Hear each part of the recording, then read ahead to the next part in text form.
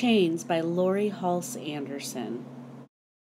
This is part of the Seeds of America trilogy. Jenny closed the kitchen door behind her and motioned for Ruth and me to sit at the table in the middle of the room.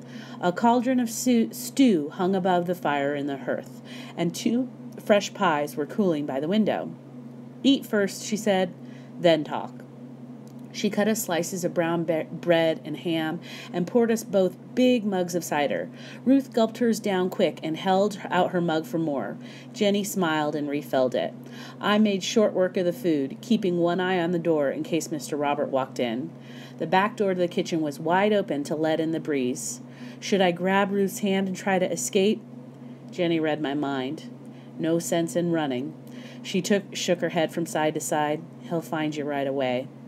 I scowled at my bread and took another bite. "I'd help you if I could. It'd be the least I could do for Dinah." I wasn't sure I had heard her right. "Pardon me, ma'am?" "You're Dinah's girl. Knew you when you walked in the door." "You knew my mother?" Jenny stirred the cauldron of stew. "Your mother and your father both. I held you when you were just a day old. I heard she passed away last year.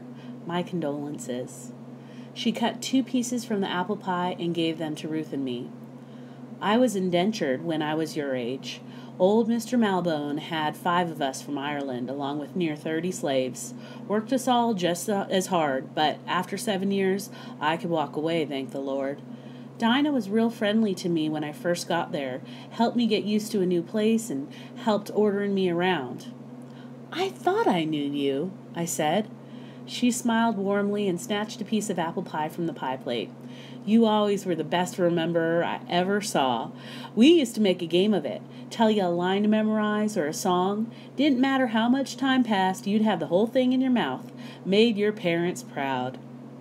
A serving girl came through the door and the talking stopped. Once Jenny had loaded up her tray and sent her back out, she sat down next to me. "How did you come to be with that man?" she asked. "I thought you were at Miss Finch's place." I quickly explained the dizzy events of the last 2 days. "There's no telling what happened to the lawyer," Jenny said when I finished. "Boston is a terrible confusion. First the King's army and now Washington's." "What should I do?" I asked. The words came out louder than they should have.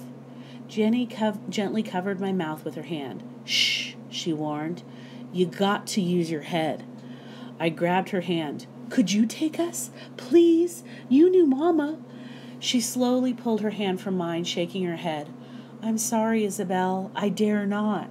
"But—" Bill opened the door and poked his head in. "He wants the girls. Best to hurry." A thin woman stood next to Mr. Robert. Her plum-colored gown was crisp and well-sewn, and expensive lace trailed from the small cap on her head. She was perhaps 45 years, with pale eyebrows and small eyes like apple seeds.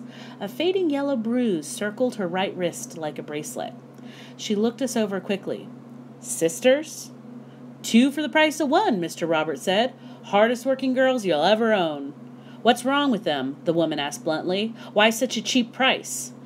Mr. Robert's snake smile widened. "My haste is your good fortune, madam. These girls were the servant of my late aunt, whose passing I mourn deeply. I must quickly conclude the matters of her estate. The recent unrest, you know." A man joined the woman, his eyes suspicious and flinty. He wore a red silk waistcoat under a snuff-colored coat with silver buttons, a starched linen shirt, and black breeches. The buckles on his boots were as big as my fists. "And what side do you take in the current situation, sir?" he asked. "Are you for the king, or do you support this rebellion?" Conversation at nearby tables stopped as people listened in. "I pledge myself to our rightful sovereign, the king, sir," Mr. Robert said. "Washington and his rabble may have taken Boston, but that's the last thing they'll take." The stranger gave a little bow and introduced himself. "Elihu Lockington, at your service. Sir, this is my wife, Anne." Mr. Robert bowed politely in return, ignoring the muttering at the table behind him. "May I offer you both some sup and a drink that we might be better acquainted?" They all sat, and Jenny swooped over to take their orders. Ruth and I stood with our backs against the wall as Mr. Robert and the Locktons ate and drank.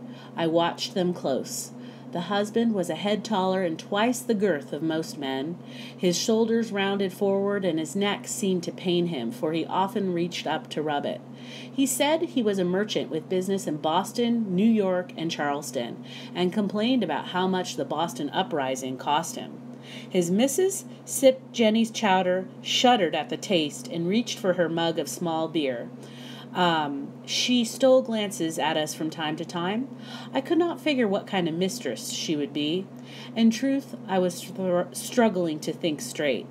The air in the tavern had grown heavy. The weight of the day pressed against my head. When the men took out their pipes and lit their tobacco, Ruth sneezed, and the company all turned and considered us. "Well, then," Lockton said, pushing back from the table to give his belly some room, "the wife is looking for a serving wench." Mrs. Lockton crooked her finger at us. "Come here, girls." I took Ruth by the hand and stepped within reach. Mrs. Lockton studied our hands and arms, looked at our feet, and made us take off our kerchief to look in our hair for nits. "Can you cook?" she finally asked me. "Not much, ma'am," I admitted. "Just as well," she said. "I don't need another cook." "What do you do?" I put my arm around Ruth. "We can scrub your house clean, care for your cows and pigs, work your garden, and carry just about anything." "My aunt trained them up herself," Mr. Robert added, "and they come with blankets and shoes." Lockton sighed. "Why not wait, Anne, and procure another indentured girl in New York?" His wife sat back as Jenny arrived with coffee. "Indentured servants complain all the time and steal blind at the first opportunity. I'll never hire another." Jenny set the tray down on the table so hard the cups rattled in the saucers. Lockton reached for a plate of apple pie. "Are you sure we need two? These are uncertain times, dear." Mrs. regarded Ruth. "This one looks simple. Is she addle-pated?" Ruth gave me a shy smile. Before Mr. Robert could open his mouth, "She's a good simple, ma'am. What does what she's told. In truth, she's a harder worker than me. Give her a broom and tell her to sweep, and you'll be able to eat off your floor." Jenny poured a cup of coffee and set it in front of the missus, spilling a little on the table. "She's prettier than you," said Mrs., "and she knows how to hold her tongue." She turned to her husband. "The little one might be amusement in the parlor. The big one could help Becky with the firewood and housekeeping." Jenny pressed her lips tight and poured coffee for Lockton and Mr. Robert. Mrs. bent close to Ruth's face. "I don't brook foolishness," she said. Ruth shook her head from side to side. "No foolin'," she said. The missus cocked her head to one side and stared at me. "And you are to address me as madam. I expect obedience at all times. Insolence will not be tolerated, not one bit, and you will curb your tendency to talk." "Yes, ma'am, madam," I stuttered. "What say ye, Anne?" Lockton said. "We sail with the tide." "I want these girls' husband," Madam said. "It's Providence that put them in our path." "How much do you want for them?" Lockton asked. Mr. Robert named his price, our price, 2 for 1, us being sold like bolts of faded cloth or chipped porridge bowls. "Wait," Jenny announced loudly. I'll take 'em." The table froze. A person like Jenny did not speak to folks like the Locktons or Mr. Robert, not in that manner. Lockton stared at her as if she had grown a second head. "I beg your pardon." Jenny set the kettle on the table, stood straight, wiped her palms on her skirt. "I want them 2 girls. I need help. We'll pay cash." "Keep to your kitchen, woman." Madam Lockton's words came out sharp and loud. Did she change her mind? Will she really take us? Work in the tavern wouldn't be bad. Maybe Jenny and I would be kind to Ruth. I could ask around and about Lawyer Cornell's papers. When we found Mrs. Mary's will, I'd work extra to pay Jenny back for the money we cost her, fair and square. Ruth and me, we would stay together, and we'd stay here, close to Mama. Please, God, please, God. "Leave us," Lockton said to Jenny, "and send your husband over." Jenny ignored him. "It'll take us a couple days to get your money together," she said to Mr. Robert. "We'll give you free lodging in the meantime." Mr. Robert's eyes darted between the two bidders.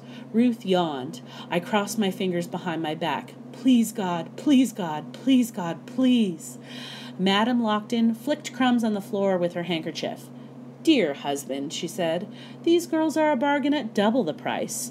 With your permission, might we increase our offer twofold?" Lockton picked at his teeth. "As long as we can conclude this business quickly." Madame stared at Jenny. "Can you top the offer?" Jenny wiped her hands on her apron, silent. "Well?" Madame Lockton demanded. Jenny shook her head. "I cannot pay more." She bobbed a little curtsy. "My husband will tally your account." She hurried for the kitchen door. Mr. Robert chuckled and reached for his pie. "Well, then, we had a little auction here after all."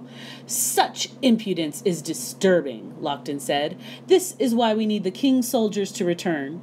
He put out a small sack and counted the coins to pay for us. "I thank you, sir, for the meal and the transaction. You may deliver the girls to the Hartshorn if you please. Come now, Anne."